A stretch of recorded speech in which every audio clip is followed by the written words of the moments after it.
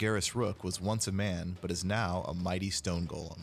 He created the Fantasy Strike tournament as an Olympic-style event to unite the disparate peoples of the realm. As a fighter, Rook is a grappler. He wants to get close to his opponents and throw them. And he's a grappler player's dream because he's got so many tools to get in. Plus, Rook has 8 hit points, the most in the game. His drawbacks are slow walk speed and no projectile attacks, so he really does have to get in. Rook's most important move is his special throw on his C button, Windmill Crusher. It has slow startup for a throw, but to make up for that, it has super armor, meaning he can take a hit and still perform a grab. That means Rook can throw opponents if they try to jump at him and attack. He can throw opponents who try to poke him or frame trap him. The throw has long enough range that he can simply walk up and throw them too. And it has a lot of active frames, so he can easily throw an opponent as they get up from a knockdown. Windmill Crusher has so many uses that opponents must respect Rook and specifically try to play around getting thrown by it. It does 2 damage, which is a third of most characters' hit points. What can opponents do to get out of a Windmill Crusher? To answer that, we have to understand the difference between a special throw and a normal throw in Fantasy Strike. Windmill Crusher is a special throw. You can jump to get out of special throws. Whenever you input a jump, your character takes 3 frames, which is 3/60th of a second, to prepare for the jump. These are called pre-jump frames, and even these pre-jump frames are immune to special throws. So if your opponent is knocked down right in front of you, and you make them get up into a Windmill Crusher, they can simply hold jump to always get out. Rook can mix up opponents by using his normal throw.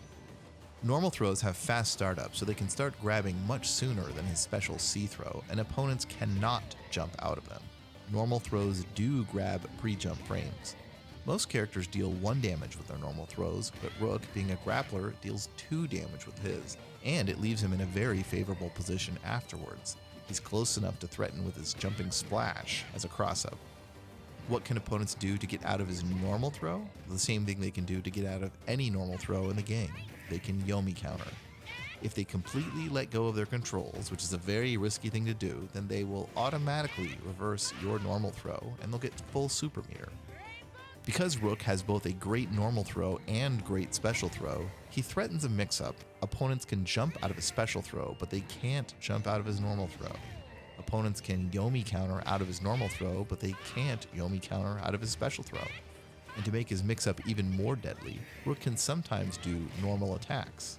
His kick is a huge attack that reaches very far. He can poke with it and sometimes punish attacks with it. It can actually hit twice if the opponent is close enough. And even though the move is slow overall, the first hit is fast.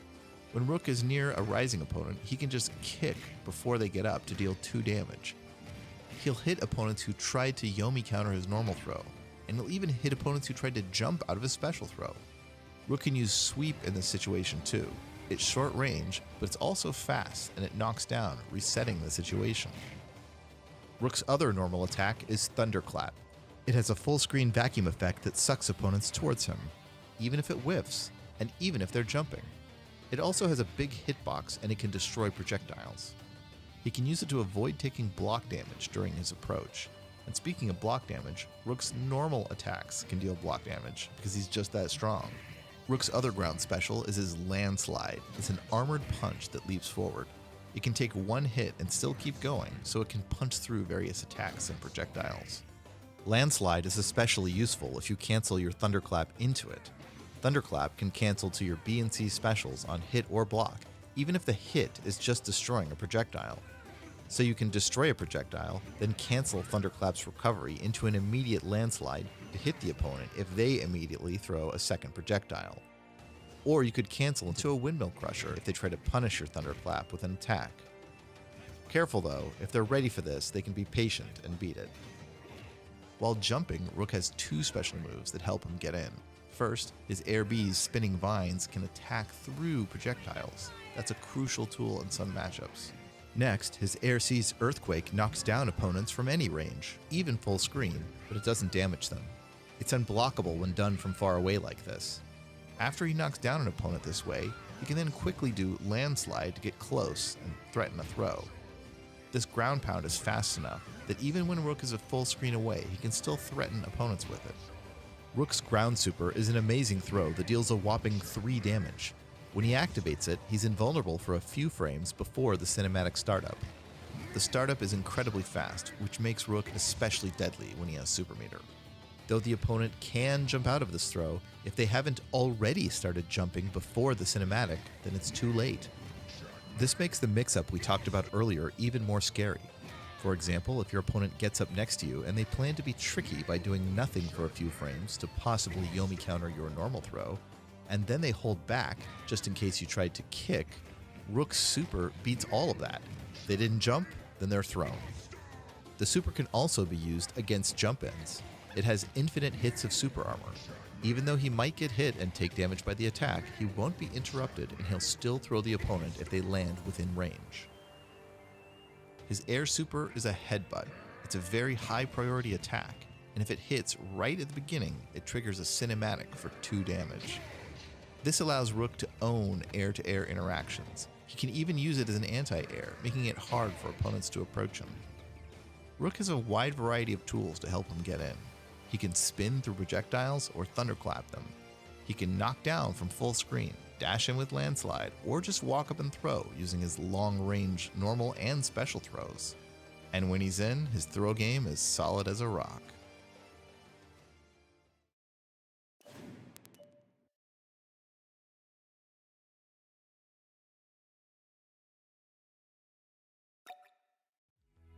Lum Bamfu is a panda who loves gambling, as most pandas do. He's a good-natured jokester, and he just wants some exciting, mildly annoying things to happen. It's hard to classify Lum's gameplay, being the wild card that he is, but he basically wants some breathing room in order to set up a bunch of chaos that he hopes ends up going his way.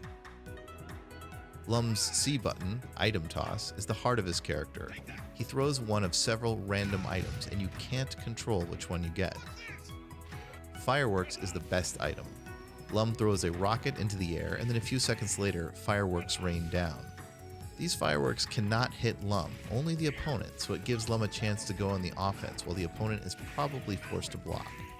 You only get fireworks a small percentage of the time though. Throw as many items as possible to maximize your chances, and then improvise to do your best with whatever you get.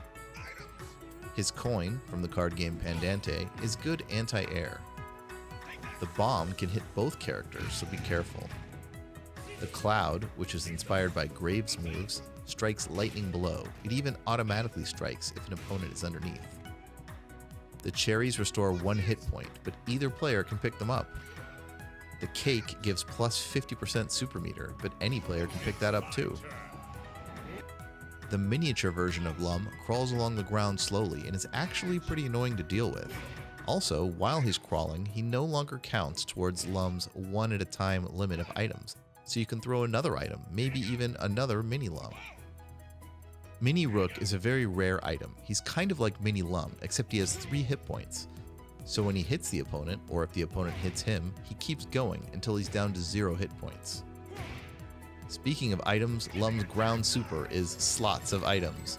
He operates a slot machine that spews out 4 random items. Lum can throw an item with the C button and then immediately super for a total of 5 items. It causes a lot of chaos. If you happen to get a cake or 2, you can even immediately use the slot machine again. The slot machine itself can hit the opponent, so you can use it as a sort of reversal attack. The first frame they can hit on, Lum is vulnerable though, so if you're in a bad spot, it might trade, and it won't spit out any items if it does, but it is Lum's only good defensive option in a tight spot. Lum's normal moves are generally big because he's a big panda. His back plus A knocks down, his forward plus A reaches a little bit farther, his neutral A is great anti-air and it's pretty fast, his jumping A is good for cross-ups and good for jump-in combos. Lum's B is a rolling attack. This helps him get around the playfield quickly and is especially good for picking up any cherries or cakes that he tosses out. His Air B, Polar Cartwheel, is an unusual move. Lum is totally vulnerable and cannot even hit the opponent as he dives down, lands on the trampoline, and starts to jump off. After this long startup period though, he cartwheels in the air with amazing hitboxes and priority. It's also completely safe and he can combo after it. Lum is especially well suited to have a move like this because he can do the move when items are keeping the opponent too busy to hit him out of his startup. His Air C is a projectile, and although it's slow, that can actually be useful because it gives him more hang time. This helps him avoid the blast from his own bombs. Lum's Air Super, Roll the Dice, summons 3 huge dice that he can then bounce around the playfield. Different attacks cause the dice to fly in different directions. His rolling attack is especially useful to knock all the dice at once, often in an attempt to deal block damage. He can also save them for combos, or bounce them around one at a time to make it hard for the opponent to attack him. Lum's weakness is that he doesn't have a great reversal, meaning a fast attack to get him out of trouble. And he needs a bit of time to get his item craziness going, but if the opponent fails to pressure him enough, he can create some crazy situations that make him feel incredibly powerful. To play Lum, you have to really improvise, develop your item sense, and take advantage of whatever happens, and a lot can happen. So roll the dice, play the slots, and make the gambling pandas proud.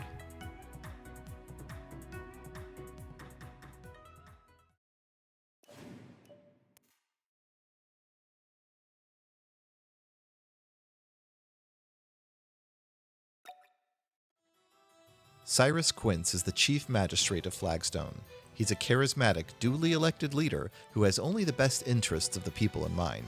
There are those, such as the lawyer de Grey, who say that Quince's reputation is built entirely on lies and illusions, but they're just dissidents and criminals. Quince is a tricky, deceptive character. He uses mix-ups so the opponent doesn't know how to block, and illusions so they don't know what to attack. Though he may seem slightly weak when the opponent is wise to his illusions, his power level skyrockets for brief moments when he can make his illusions real. He requires a lot of knowledge to play well. Quince's B special is High Standard, a forward lunging kick. Afterwards, an illusion of Quince automatically appears above the opponent and dashes downward to do his Low Standard. The illusion can't hit or be hit though, it's just for confusion. But if you press the B button twice, then the real Quince performs the High Standard, then Low Standard, and the illusion becomes the Quince that stood still between those moves. Low Standard is a cross-up, so the opponent will have to block it the other way, but they aren't sure which Quince is real, so if they try to block Low Standard, they might end up walking into your attack or throw. Quince's Neutral A is a simple punch, but a very important one. It's his fastest hitting ground move, and it can combo into his B attack. Also, if he does BB and the Low Standard cross-up hits, he can then combo that to A and then B for 3 damage while keeping the opponent in his mix-up blender. His back A normal attack is Truth Geyser, a ground pound that erupts a fountain of coins because money is the ultimate truth. This move launches on hit, allowing for a juggle. It's easy to juggle with his forward A lunging punch. The sequence back A, forward A, cancel to B will deal 2 damage and cause the B to hit very meaty. That's an unfortunate fighting game term, meaning that the very end of the attack will touch them, and it makes you especially safe afterwards. His forward A is also notable in that you can hold the button down to send out an illusion to fool the opponent. They might try to react to it, but the real Quince is waiting to punish. It's fast, so it's low risk to throw out that illusion here and there. Quince's C special move, Dodge the Question, can get him out of trouble. He's invulnerable from the very first frame of this attack as he splits into 2 images. This lets him slip out of sticky situations as the expert politician he is. You control which Quince is the real one by holding left or right. After the split, he will automatically perform his Righteous Zeal attack, and so will the illusion of him. If the opponent expects this move, they can punish it, but it can be pretty confusing which is which. Quince's jumping attacks are a punch, his B button Positive Spin, and his C button mirror called Alternative Facts. There's a lot going on with his Positive Spin move. It's generally unsafe, but there's a lot he can do with it. First, he can hold down the button to make an illusion of it. The real Quince will continue his jump arc when you do this, so you can create a positive spin illusion, then come down with a real punch. Next, after doing either a real or illusion version of this move, he can do another action in the air. So he can do Air B twice in a row, or an illusion B and then a real B, or a real B and then an illusion B. That sequence is especially useful because it leaves him safe afterwards. His Air C mirror can hit the opponent for 0 damage, which is still useful because it puts them in hit stun and generally gets in their way. It can also reflect projectiles. That's pretty useful, but you can also put it over their head anytime you get a chance, then start pressuring. Another use of the mirror is placing it after doing Air B, just to get it in their way. You can even set up tricky situations like knocking them down with Air B, placing the mirror behind them, and then threaten with a lunge punch. If it hits, the mirror's hit stun allows you to combo a punch into B for 3 damage. You can also just stay back, place a mirror, and do some illusion Air B moves just to give the opponent the opportunity to react in a stupid way. Quince's ground super, Patriot Mirror, gives him access to a huge amount of power if he can pull it off. The mirror itself can reflect projectiles, and while it doesn't do any damage, if it hits, it then triggers a time-limited mode called Two Truths. A blue meter counts down, showing how much time you have left in this mode. In the mode, all his illusions are real. That means they can actually hit the opponent. If the opponent hits an illusion, it will go away, but the true Quince won't take any damage. During Two Truths, your lunge punch becomes a rapid-fire lockdown. It will only combo twice, but it's still pretty good. His Air B becomes a huge, slow-moving projectile that he can do twice each jump. And pressing ground B once for high standard gives you the benefit of a real illusion low standard without the true Quince having to spend time in that animation. That lets him do some powerful combos, mix-ups, and lockdowns. Another note about Patriot Mirror, even if they block it, the mirror won't go away until they block it 3 times. That gives you a chance to mix them up with BB while they're stuck blocking. Quince's Air Super, Consent of the Governed, is a full-screen flying punch. Regardless of if it hits or not, 2 illusionary Quinces appear to fight alongside you. They do random moves and create a lot of confusion. Consent of the Governed is invulnerable at the start, which ensures you'll win any air-to-air battles. This is especially important after your B special, High Standard. That puts opponents in a mix-up where they don't know if you'll attack or throw from the front, or cross up from behind, and they might try to jump out to avoid that mix-up. If they do, you can beat their jump with your invulnerable Air Super.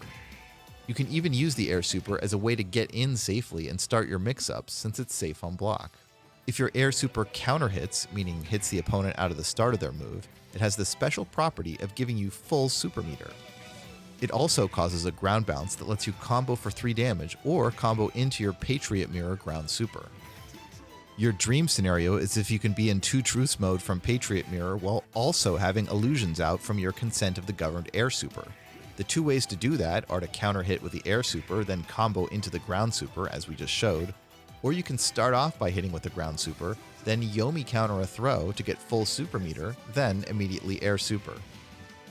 Either way, if you pull off this dream scenario, you'll be fighting alongside multiple illusionary copies of Quince that can actually hit the opponent, while still being able to spawn illusions from your other moves that can really hit the opponent too. It's ridiculous.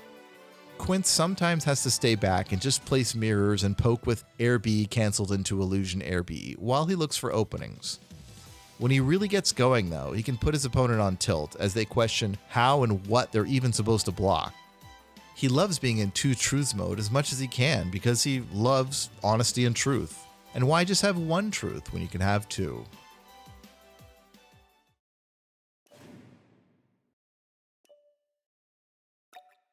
Grave Stormborn is a highly disciplined martial artist committed to improving his skills every day. He draws on the power of wind and lightning.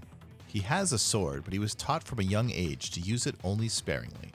Though primarily a zoner, Grave is a versatile character in that he's able to fight at both long range and up close.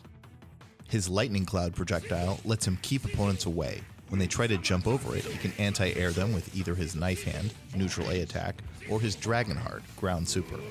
This is the basic game plan of the so-called Shoto characters and other fighting games. To mix things up, Grave can hold down the B button to create a bigger but shorter range Lightning Cloud. This really messes with the opponent's ability to jump over projectiles, and they'll often end up landing in the big cloud. Grave can also control the speed of his normal-sized lightning clouds by holding back, neutral, or forward while pressing B to get slow, medium, or fast versions. Grave's double palm reaches pretty far, and his sweep reaches even farther. All of his normal attacks can cancel into his lightning cloud. On the ground, this allows him to do simple 2-hit combos. He can jump kick first to do a 3 damage combo, and that's his bread and butter. Even if these moves are blocked, Grave is still in a good position. Grave's Sword Slash reaches far horizontally, and amazingly, it's totally invulnerable, like Dragon Punches in other fighting games. This gives it some incredible uses, but a sword attack is more about prediction than reaction. It has a lot of startup time, but the threat of it keeps opponents on their toes. It's unsafe on block, so only use it when you have a solid read. By the way, you can tell it's unsafe on block by the big red symbol that appears when it's blocked. The red symbol means your opponent will recover first, a blue one means you'll recover first, and the bigger the red symbol, the more time your opponent has to hit you back. Grave's Jump A can cross up and lead to a combo. His Jumping B can also cross up, and it knocks the opponent down on hit. It has a large horizontal hitbox, so it's great for coming down on top of an opponent. Pressing C in the air summons the wind. You can hold back or forward to summon it in either direction, though it's usually best to blow it toward the opponent. The effect is so powerful that it's limited by his cloud meter, so you must wait several seconds between uses. The wind blows the opponent back, making it difficult for them to get near you during a few seconds that it's in effect. It also powers up two of Grave's other moves. His lightning clouds become bigger and can destroy incoming projectiles and keep going, and his whirlwind strikes lightning below while the wind is blowing. Grave can take advantage of each burst of wind in two main ways.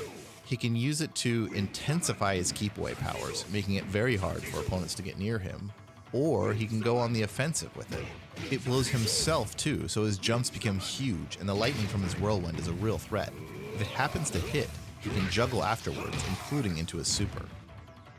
Grave's ground super does 1 damage if it's a glancing blow, but if he gets a deep hit, it goes into a special sequence that deals 2 damage. You'll get that more damaging version if you juggle into it after a lightning strike. Grave's air super is an aerial parry. If the opponent attacks into it with any kind of strike, Grave will parry that attack and will dramatically hit back for 2 damage. Another important thing to know about Grave is his ability to force block damage. As a general rule in all of Fantasy Strike, when players block a special or super move, the last chunk of their life bar starts flashing. If they block a second special or super move within a few seconds, it will flash faster, and if they block a third, they'll lose that point of life, which we call taking block damage.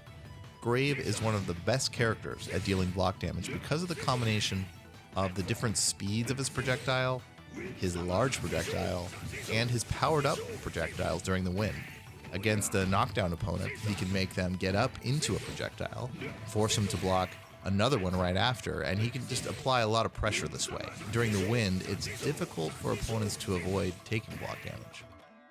Overall, Grave is a versatile character. He can keep opponents away, he can rush them down at least a little, and he can force block damage. He has few weaknesses, and he can adapt to his opponent's strategies well. But can you?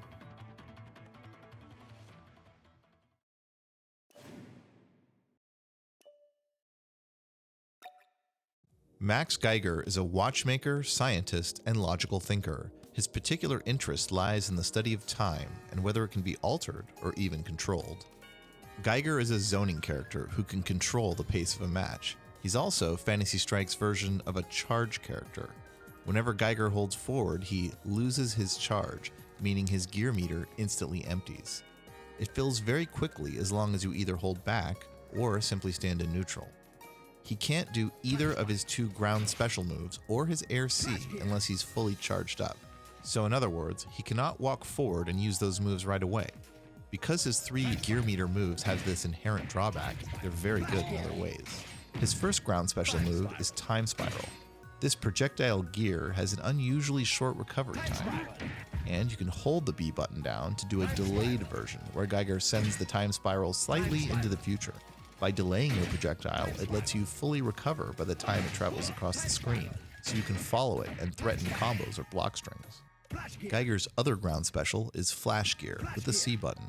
This is an invulnerable attack, and it's one of the best reversals in the game that doesn't cost super meter.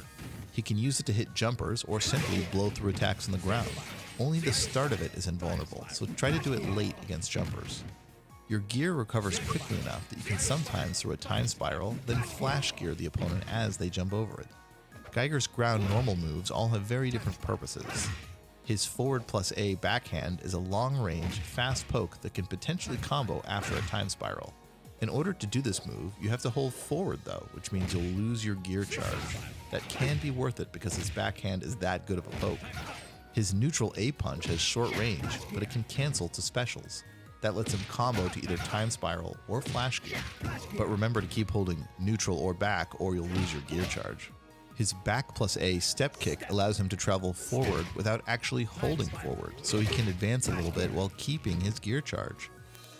This move has slow startup, but it's extremely safe on block, allowing him to do pressure strings of several moves. If you hit with a step kick, you can combo to Flash Gear. And if you counter hit with it, that is, if you hit the opponent out of the startup of their move, you can actually combo into neutral punch and then into Flash Gear. Geiger's Jump A is a long horizontal kick, which is good for hitting air to air and also for jumping in to do combos. His Air B is Phase Out, a move that briefly stops time for himself, but not for anyone else. During this brief time, he's completely invulnerable. He can use it to avoid enemy moves, even enemy supers, and to mix up his timing and his jump arc to confuse the opponent. And Geiger can still attack after a phase out on the way down. His Air C is a drop gear, a diagonally downward kick. Like any special move, it triggers block damage. You can use it to start pressure strings that threaten even more block damage.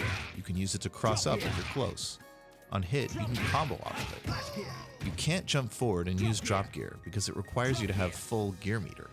This means it's important to consider your spacing so that you can work in a jump straight up C at opportune times. A nice trick is that you can jump forward and phase out, which takes long enough that your gear meter fills up while you're still in the air. Then, drop gear before you land. This lets you threaten some offense while still keeping your options open. Your opponent doesn't know if you'll do Air C after the phase out, or kick with A, or simply fall straight to the ground. Geiger's Time Stop Super allows him to casually stroll forward while time is stopped. He walks a fixed distance, then automatically does an invulnerable attack. Think of it as a teleport into an attack. The main use is hitting opponents out of moves from far away, such as their projectiles. Geiger also controls the far upper part of the screen, which is exactly where Jaina wants to be. If she jumps to shoot an arrow, he can time stop to hit her, guaranteed. And if a time spiral hits, or is about to hit, he can time stop to combo for 2 damage. His Air Super, Cycloid Revolution, summons a big ball of gears that tracks the opponent. It takes up so much space that it makes it hard for the opponent to move around while it's out. And as they block and wait for it to go away, it gives Geiger plenty of time to grind them down with gears. Geiger can play a standard keep away game with projectiles, backhand pokes, and anti-air, but he can also do lockdown sequences and go on the offense if needed. His versatile Time Stop Super gives him a ton of options on offense and defense as well. And as any watchmaker will tell you, it's time to play Geiger.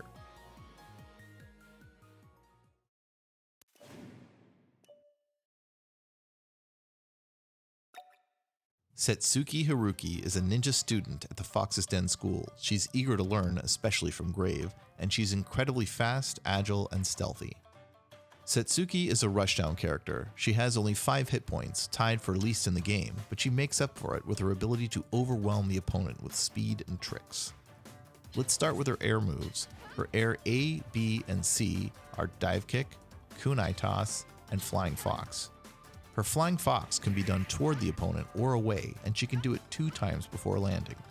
On hit or on block, she can also cancel it into her Dive Kick or her Kunai. Her bread and butter combo is Flying Fox, Dive Kick, Normal Attack, then Super. That's 4 damage, and it's one of the most practical 4 damage combos to land in real matches in the whole game. There's 2 drawbacks to be aware of here though. She can only do this combo if she has Super Meter, and the Flying Fox move has pretty low priority. So if you really need a high priority attack, it's best to start with Dive Kick and only do 3 damage total. Her Kunai is a great help here though. When she's far, she can throw it pretty safely and use it as cover. This lets her do Flying Fox more safely, and it can lead to a whopping 5 damage combo if the opponent somehow happens to get hit by the Kunai. It's possible for opponents to hit the Kunai out of the air to avoid damage, but it's still a great way to fish for an opening. Now for her ground moves. Her slide is safe on block, and it gives plenty of frame advantage, meaning she recovers before the opponent. Her neutral AA is a 2-hit series of knee, then elbow. Her knee is one of the fastest moves in the game. Though it doesn't normally combo to elbow, it's still a good pressure sequence, and if you counter hit with the knee, meaning you hit the opponent out of the start of a move, then it really does combo to the elbow. For example, if someone tries to throw you and you hit them out of their throw attempt with AA, it will be a true combo for 2 damage.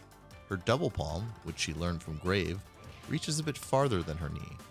Characters can't usually cancel normal moves to super, but Satsuki's knee, elbow, and double palm can all cancel to super. Her slide doesn't cancel into her super, but it can still combo to super anyway after the slide recovers, if you hit with it just right. Her ground super, Esper Dash, has come up a lot already. Unlike most supers in Phantasy Strike, this one is mostly for combos. It's not invulnerable at the start, and one of Satsuki's weaknesses is that she has no true reversal. That said, her super does become invulnerable after it travels a bit, so you can go through projectiles if you plan ahead. Satsuki's B is her ninja port. She dashes forward and hits as she flickers into an invulnerable state, then she ends with a very high priority kick with a huge hitbox. It's kind of like a Dragon Punch from other games, but she can only do it after the ninja port. Her double palm combos to the first hit of the ninja port kick for a true 2 damage combo, but it's a bit risky to do because she's then committed to do the big kick at the end, which they might punish.